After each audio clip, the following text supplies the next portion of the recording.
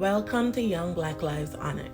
Be sure to subscribe and turn on the notification bell so you never miss an upload.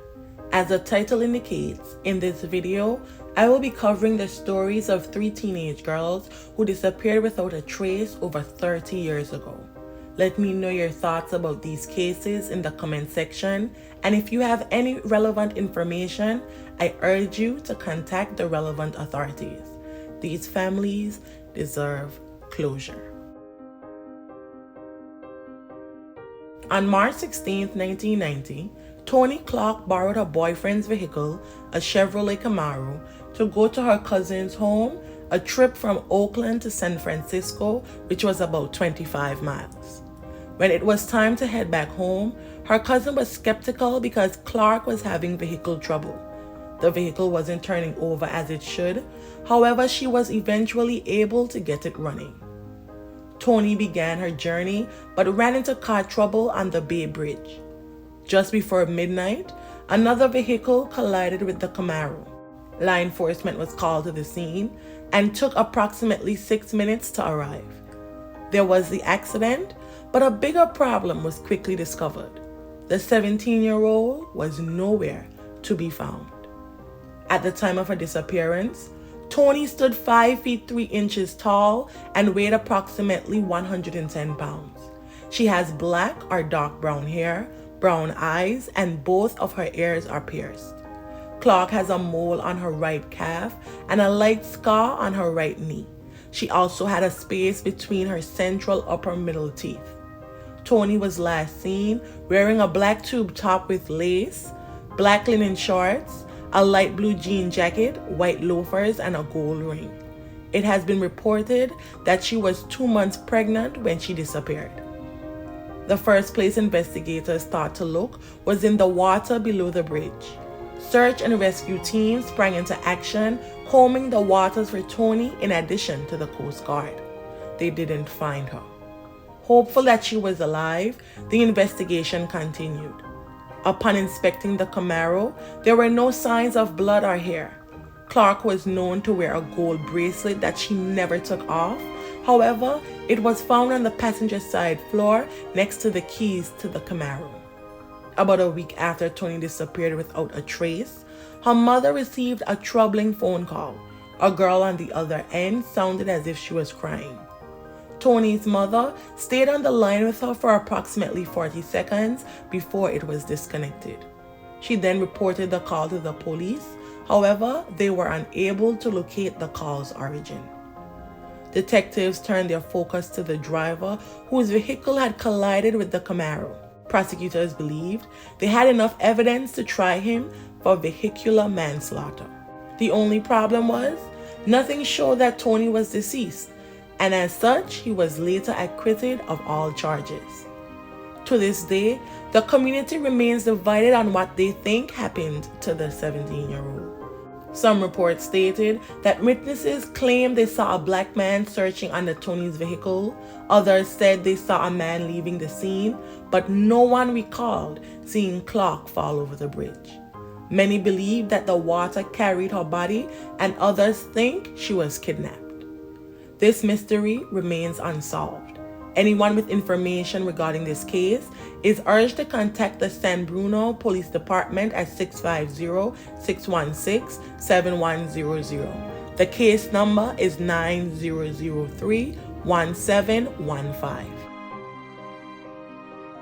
On May 20th, 1985, Virginia was at her apartment in the 6800 block of South 103rd Street in Seattle, Washington, where she was getting ready for a party in the Rainier Valley area. She left home around 8 p.m. to head to her co-worker's apartment located in the same complex. The party she was supposed to attend was just 10 minutes from her apartment, but she never made it, and no one has heard from her since. At the time of her disappearance, Virginia was employed as a stalker at Host International. Though I cannot confirm, the Charlie Project alleged that Rambus had a history of Mary Jane and white powder abuse. At the time of her disappearance, Virginia, who also went by her middle name Anne, stood 5 feet 2 inches tall and weighed 135 pounds. She had black or dark brown hair and brown eyes. Virginia was last seen wearing jeans, a white pullover sweater, and black cowboy boots. In January 2012, detectives from a cold case unit announced that they were interested in hearing from anyone who had information linking Virginia to a person named Jesse Pratt. There was no new evidence in the case, but Pratt lived near Virginia at the time of her disappearance, and witnesses told detectives that Virginia was known to the man.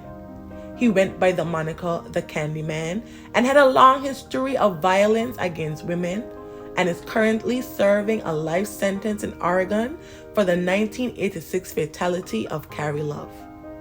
This mystery remains unsolved. Anyone with information regarding this case is urged to contact the King County Sheriff's Office at 206-296-4155 or Detective Tompkin at 206-205-7810.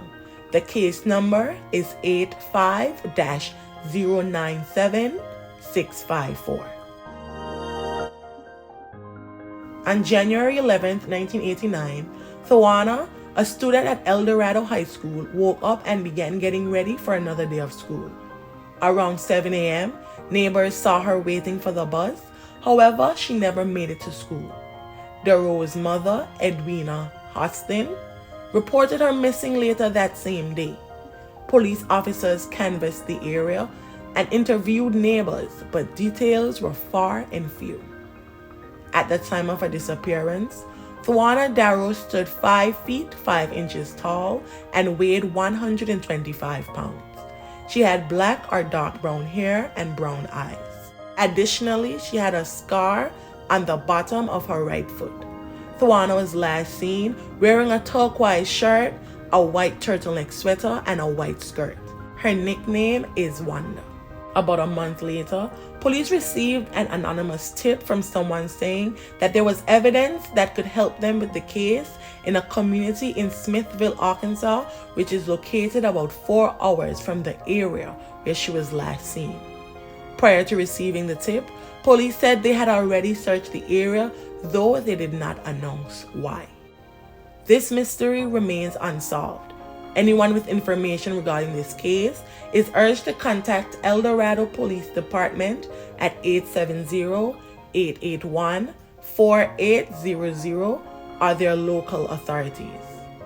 The case number is 890-1157. I hope that one day their families can receive closure. May the family and friends of Toni Clark, Virginia Rambus, and Thwana Darrough find solace in the happy memories, and I do hope that justice is served.